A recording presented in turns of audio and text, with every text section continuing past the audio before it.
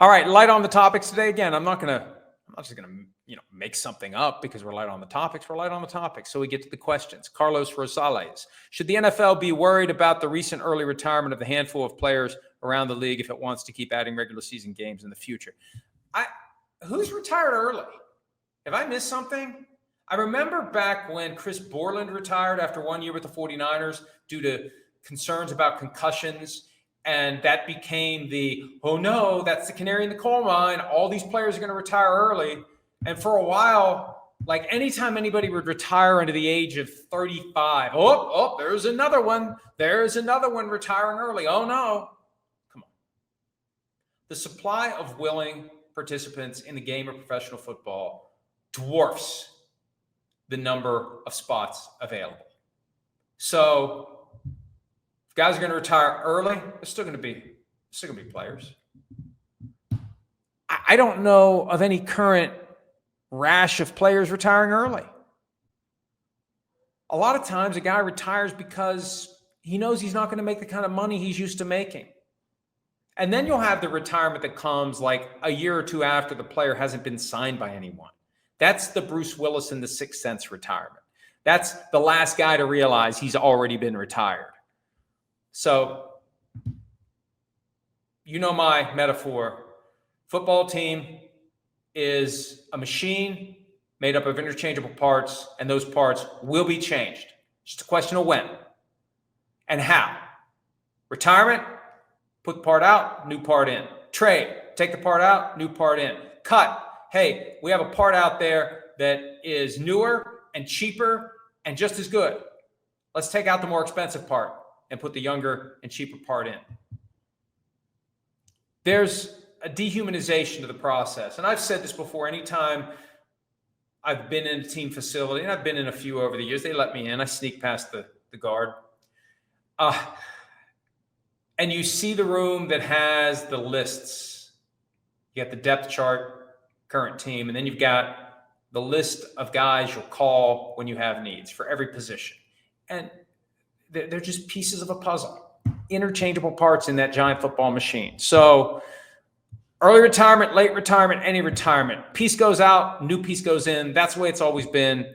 And there will always be more players ready and willing to go than there are spots.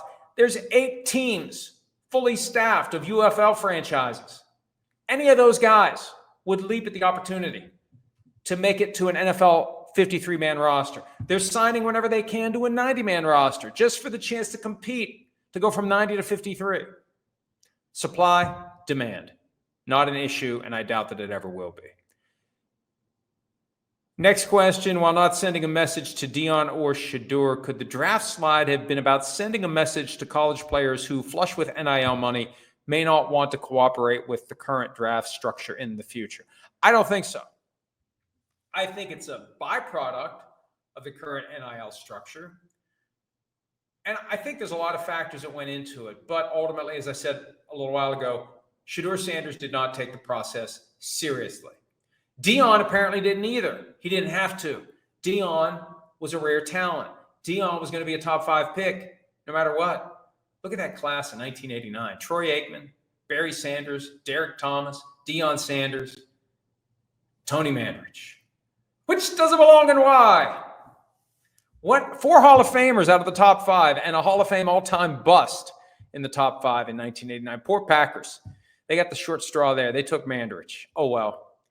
But Shedeur, look, could he have willed his way toward the top of the draft if he had done everything that teams expect? I don't know.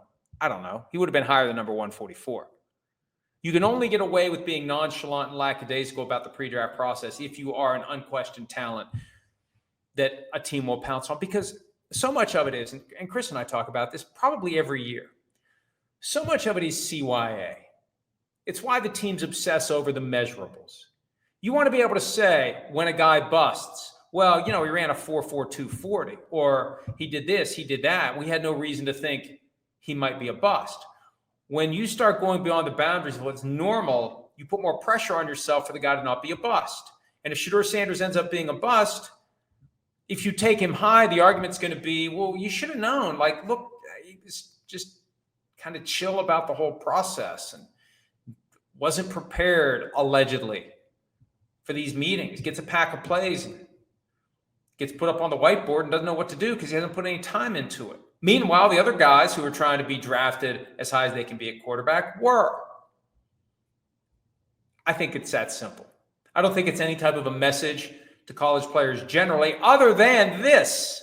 And this message has been true regardless of whether or not players are getting paid. Take the process seriously. You want to show that you're taking it seriously so that they will take you seriously. Because there are plenty of guys, supply outweighs demand, who will take it very seriously. Unless you are a generational talent, you'd better take the process seriously. WRHYS asks this question: is Keenan Allen done? Or is he just waiting for the offseason conditioning programs to be over before he signs somewhere? Well, they're over. Offseason programs are over. I think that this is a situation where he'll sign at or before the start of camp. Part of it is coming to terms with the fact that the days of making $20 million a year are over. He's going to have to take whatever he can get. He may have to wait for an injury to get the kind of money he's looking for. You got to process it. 5 stages of grief. He knows he's getting closer to the end. It would be hard to take another job in the same industry you've worked in your whole career, making a fraction of what you made at the height of your powers. That'd be hard to do. There's got to be a cutoff there. There's got to be a number below which you'll say, I'm not going to do this. And I think every player has that number. Would Keenan Allen really play for the minimum if that's all that's available to him? I don't think so. The Steelers make sense. They still need help at receiver. I know. They've got Robert Woods. And there's talk that Calvin Austin III can be the number 2 receiver across from DK Metcalf. I feel like they still need somebody else. They're taking a hell of a risk. I thought maybe they would consider trading for Allen Lazard. We've addressed that in the past. There's a chance Lazard doesn't want to go there. That Lazard wants to make his own way as a member of the Jets, where they're putting a premium on blocking, which at 6'5", 225 he can do. But Keenan Allen is available. Other receivers are out there. The Steelers need to consider someone like Keenan Allen, and maybe they will, and maybe they'll sign him. But I think he'll be on a team at some point in the first 2 weeks of training camp. I think he will be, if not sooner. Burn Unit. What's your prediction for the outcome of the Sunday ticket case, and what's the time frame? The time frame is always longer than you expect. The wheels of justice move slowly. Case in point, the Brian Flores lawsuit against the NFL was filed February 1, 2022. We still don't know where the case is going to proceed, whether it's going to be in federal court or in arbitration. 3 and almost a half years later, we still don't know. Now, the trial happened a year ago in the Sunday ticket case. The verdict of $4.7 billion, which would have been multiplied by 3, was thrown out. The damages award was thrown out. The finding of an antitrust violation was not. So that's all on appeal. I think whatever happens, whoever loses is going to take it to the U.S. Supreme Court. The NFL will push as hard as it can. The plaintiffs will push. There's too much money at stake. You got about $15 billion at stake here. And there's an effort to get an injunction put in place that would force the NFL to dismantle the current Sunday ticket process. So every appeal is going to be exhausted. And every time you go to the next level up, it takes time. 3 to 5 years. But you know what? If the NFL ever loses this, there's going to be a hell of a bill to pay. Because the NFL was put on notice when that verdict was returned. You got a problem with your Sunday ticket product. And they've done nothing that I'm aware of to change it. They haven't made a single team option available, a single weekend option available, a single game option available, and it's still ridiculously expensive relative to what it could be and arguably what it should be. So I think the NFL has a problem here, and the NFL knows it. But the ace in the hole, and this is not a political comment, this is a comment about political realities, the ace in the hole is the current composition of the U.S. Supreme Court, which is 6-3 conservative, and conservative means business friendly. That means when it's time for the NFL to go before the U.S. Supreme Court, one of the justices actually was gifted a Cowboys Super Bowl ring years ago, and Jerry Jones acts like that's no big deal. We'll see if that justice recuses himself. I doubt it. Right now, The Supreme Court is composed of justices with an ideological mindset that will be useful to the league if and when the case goes to the U.S. Supreme Court. Last question, most important question today from Set the Narrative 2, not to be confused with Set the Narrative 1. What music do you listen to? Well, I have a fairly eclectic taste in music. A lot of it's driven by the mood that I'm in. I do most of my listening to music when I'm writing, not PFT, writing one of my books or whatever else I may be working on. I love Bruce Springsteen and this is not the perfunctory sports writer thing. I discovered him just about 6 or 7 years ago. We went to the Broadway show. I was never a fan before that. I've been an intense fan since then. Western Stars is an excellent album, my favorite album of his. Hardly a classic Bruce Springsteen album, but I love that album. Stephen Wilson Jr., I've mentioned him a time or two on Twitter. I don't know if I have written anything on PFT about him. We saw him up in Pittsburgh. I discovered him on Dan Patrick's show last year, Father Son, one of the great songs of all time. We saw him in Pittsburgh. His group was really nice to us. Had a great time there. He's coming to Clarksburg, sister city to Bridgeport, West Virginia in October. Can't wait for that. He's awesome. If you haven't checked out his stuff, Son of Dad is the album. It's got like 30 songs on it, it seems like, and they're all great. There isn't one that you're like, all right, let me skip to the next one. I'll just get through these 3 minutes. I don't want to disrupt the flow of the album, so I'll tolerate this one song that stinks. No, they're all good. And hopefully he'll have another album out sooner rather than later. I think he's got a ton of talent, and he's right at the corner of Bruce Springsteen and Johnny Cash.